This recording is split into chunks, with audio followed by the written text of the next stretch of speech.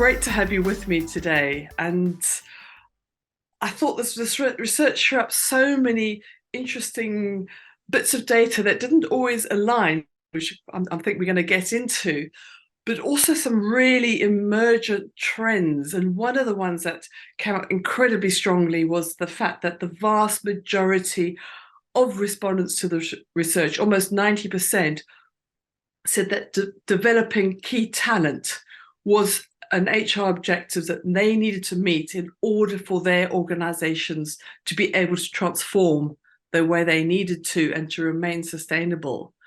But they also said that market demand for skills is their top challenge. So we can see a potential people risk here, that gap that could undermine them reaching that objective. So I wanted to come to you at this point and find out from you, is this typical? What are the typical people risks you and your team are finding among your clients?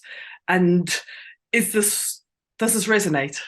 Hi, Debbie. Yeah, it's great to be back to do another one of these conversations. So the short answer is yes. Demand for talent, retention of talent, and developing existing talent is definitely a trend that we're seeing continue. But it's interesting. We might come to some stats later in the conversation that make me a little concerned about whether employers are actually getting to that. So we might be seeing some lots of desire, but maybe not as much action as you might expect in that area. So, but we can come on to that. So look, when looking at business transformation, I think there are a number of people risks that we are seeing, and indeed the data in the report backs this up.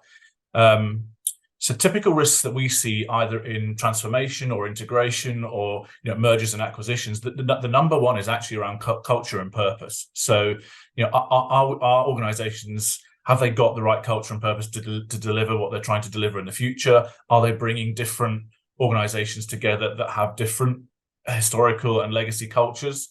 The second one is engagement. So how are organizations engaging their employees to go on the transformation journey with them? Are they painting a clear picture, a clear vision? And are they connecting that to how individuals can make a difference in their own individual job roles? We talked about the development of key talent. So educating, training, and kind of retaining key talent is definitely a number one priority for organizations during this time. And the other area I wanted to draw out, again, we might come back to this, is the changing nature of employee expectations. So, there is a much less, and I say this, kind of advisedly, there's a much less control and command culture in many organizations now, where especially younger employees are not used to working in that environment. So, and I wonder if our HR leaders and people leaders are, with all good intentions, struggling to keep pace with employee expectations. So we might touch on that too. But you're exactly right. Look, 70% of employers in the survey said that demand for skills was one of their key risks. Almost 60% said that aligning employee expectations versus HR and business objectives was also a key risk as well. So it's clearly on HR leaders' radar. So those are the big ones that are clearly on the radar. What's not on the radar, or you starting to see the blips coming through, to continue that analogy of, the risks that might not be obvious, or the risks that might still be emerging that you can't see yet, or maybe they're blind spots that you're seeing that people should be aware of? Yeah, so a couple of things that I'd highlight, and anyone who's tuned into our videos before will know I talk about CVP, so culture, value, and purpose. I still think there's a lack of alignment and potentially a blind spot in senior leaders' desire to get the culture, value, and purpose right versus employees and key talent expectations of working for an organization that aligns to their own personal brand and their own personal values. So I think that's a potential blind spot. In the report, only 44% of organizations said that culture was a key business risk during business transformation, and that surprised me.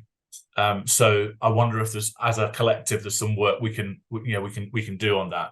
The other thing that really surprised me is that only 15% saw a lack of alignment to corporate purpose being a key risk in the future.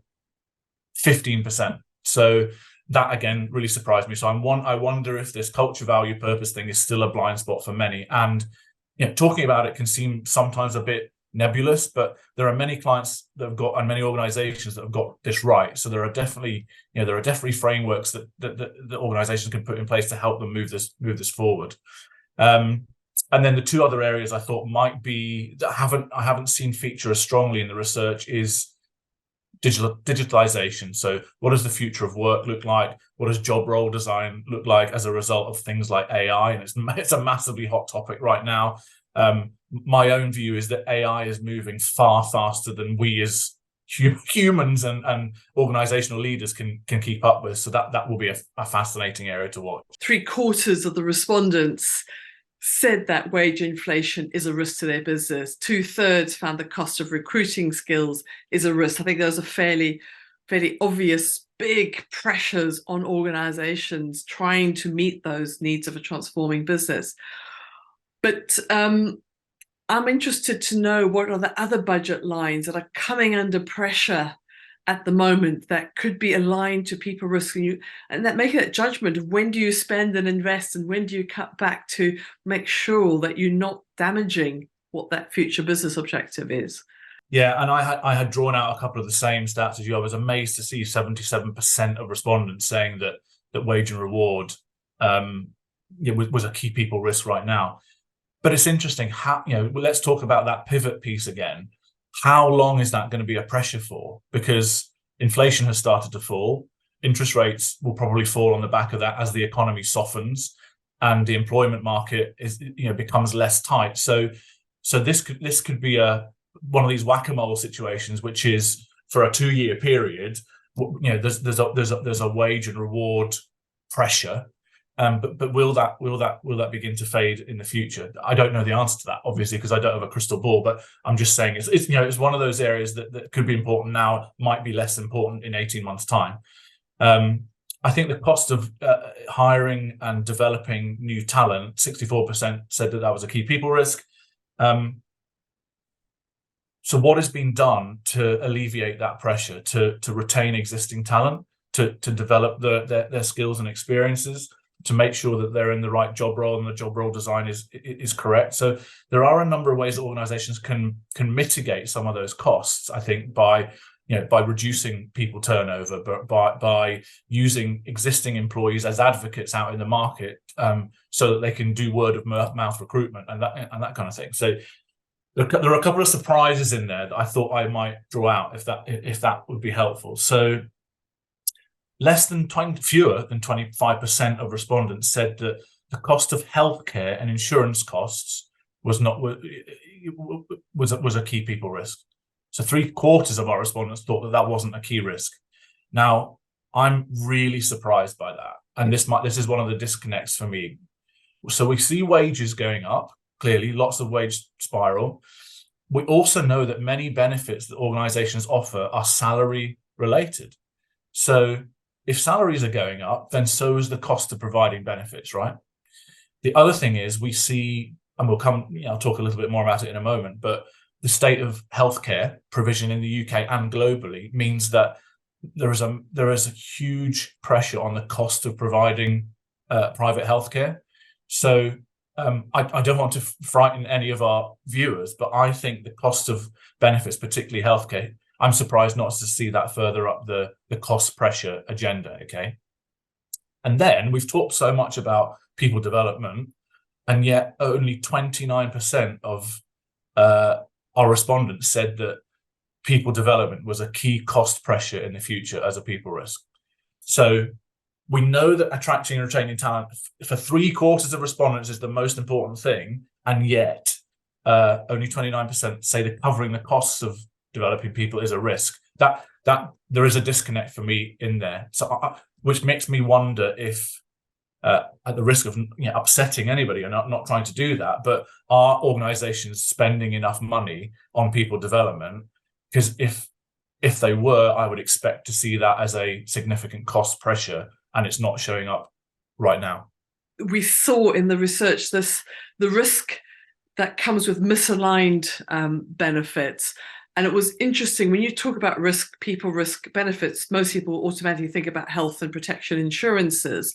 So focusing on core benefits for a moment, so really just thinking about pensions and insurances, we found that quite big cohorts of employers, and I'm talking about a third, 4 in 10, were saying that they felt that their current core benefits don't actually align with their HR and business objectives.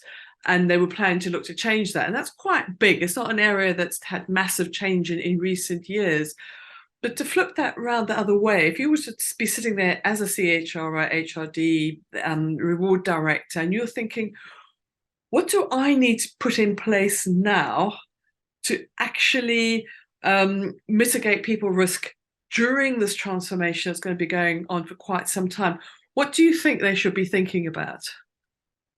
So we talk a lot about employee listening, and we help a lot of clients with employee listening, and that is to use really good quantitative and qualitative data to inform future decision making around reward and benefits. Okay.